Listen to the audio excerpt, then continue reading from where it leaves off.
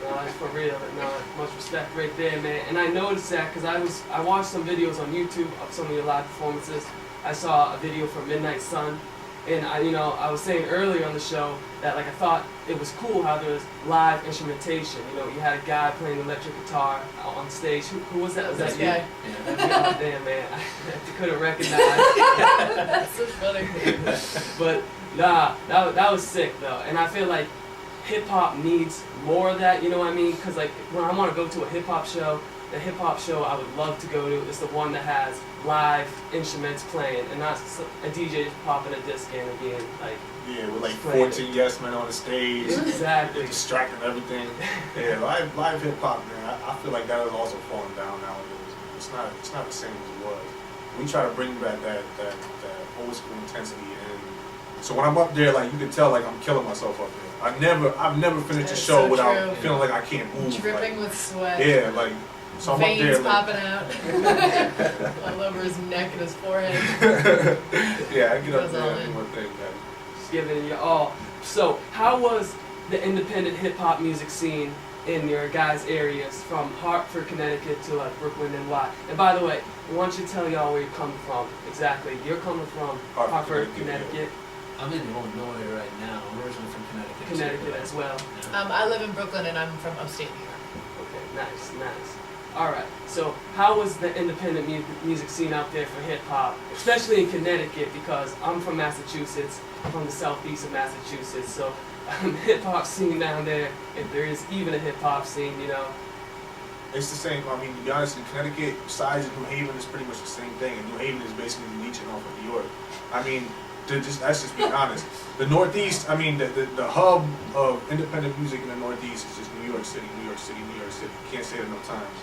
And so when we go out there, and it kind of hurts my heart to say this, but we go out there, we get shown more love than out here in Connecticut. And I bet you see the same thing in Massachusetts, man. It's such a more vibrant scene out there. But it's also just because this is out here. It's not like a localized group of people. Everybody's spread out, and it's not like when you go out, there's so many venues to go to. In Hartford, we got like 2 venues, and they mostly playing like more mainstream stuff than what you would hear from a real indie hip hop group. You know what I'm saying? Mm-hmm. Who aren't trying to like necessarily write for money or write for spins. They're just writing the stuff that they want to hear. They're writing the stuff that they want to say. And they're writing the stuff that means something to them, and they think that actually has some meaning in the world besides being marketed. Exactly. It's all about money. Yeah, it is nowadays. And we don't. I mean, if we end up making some money off of this, we'd be happy. We do this for love, man. That's for so real. true. Well, absolutely. And that's why I respect about many, independent artists, and especially underground artists. And I know there's a lot of hip hop artists out there that have a lot. They do it a lot for love, expression, emotion. They just want to be heard. They just want to just be real. And then of course you have the ton of the dozens of ones that just want to sell out and be all about the bling and the clotheslines instead of the music. You know what I mean? I feel like I was actually gonna ask, and I already seem like I got the answer. How you guys feel about the hip hop industry nowadays? Because you guys, seem to have grown up with the golden era and all that real good hip hop. Because today, man, it seems like they're more interested in selling Ciroc vodka than selling actual good hip hop music. It's not even that they're selling out. It's like almost a genre of selling out. Like that's what they learn to write. It's like they learn to write what they want first, and then they jump to that. Nah, they're so brainwashed by that culture of just making as much money as possible that it's not even they start out writing about like graffiti and like the stuff that goes on the streets every day, but they start off writing about the stuff like before the first verse some kids will write will be about Jaguars and Rolexes, you know what I'm saying? Mm-hmm. It's not like they start out writing about something they love and then move to that consumerist like mindset. That's where they start nowadays because that's where it's moved. It's not even that like there's a few of them. It's that's the mainstream.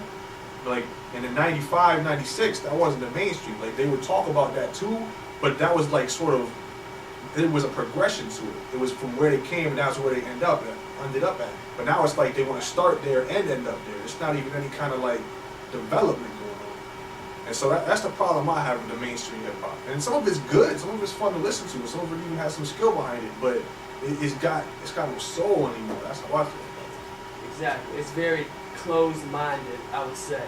Yeah, I mean, it's just this one path. It's just One money, subject.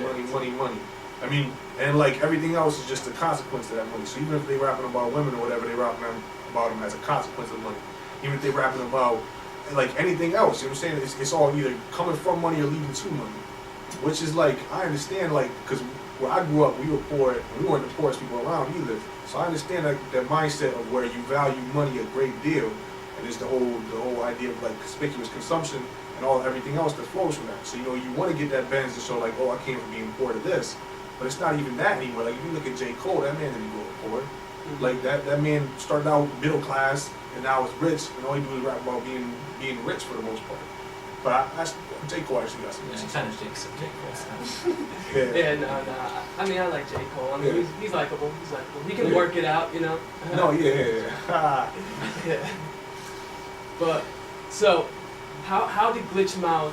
You know, for a long time, you guys were just making music and releasing it for free, and now you guys have hooked up with a manager. How did that all happen? How did you meet your manager?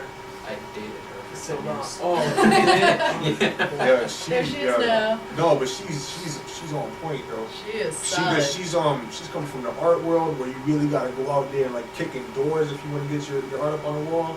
And so like that's really, she's been a major asset. Cause like I'm not about marketing myself. I'm about writing music and jumping on stage and like pouring my heart out to the crowd, pour my heart into the mic, and like putting a lot of skill, putting a lot of work into my verses. KP, he's all about, he does the same thing. He's nice on the mic device too.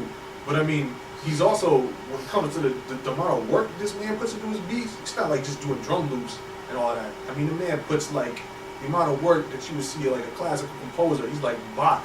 He's like Bach hip hop. I mean, the man puts so much work into that, but he's not about going out and like bragging about that and like being like, well, listen to my music because it's good. Nah, he just will make it, and then if you hear it, you're gonna know that it's good. But our manager right now, we got to give a lot of thanks to her because she'll really come and she'll kick your door down waving a 4-4 and make you give us some spins. Like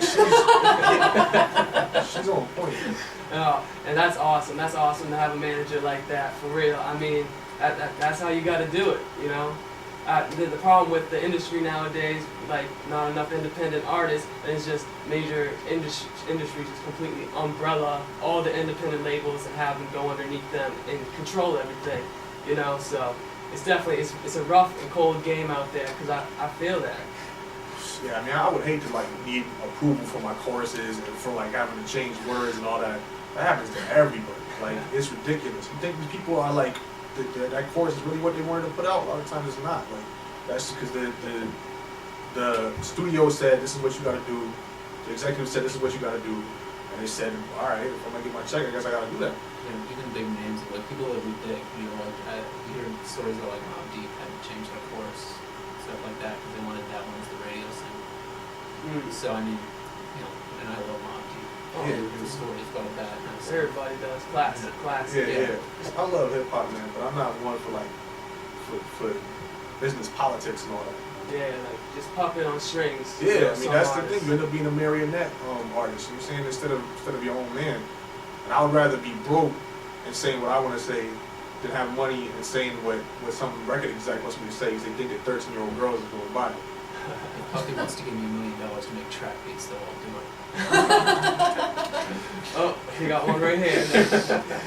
But so, how did Cure for the Common Flow come into production? Well, that's actually the new EP we have out was actually a reprisal of our first album. Mm-hmm. Like our first album, because it was so much just experimenting that went into it. Because I mean, I had never written before. He had never done a hip hop album, so we were just sort of coming together and just trying things and doing. We hadn't really found our step yet. You know what I'm saying? Yeah. But so then what we did is we went back for the EP that's out now.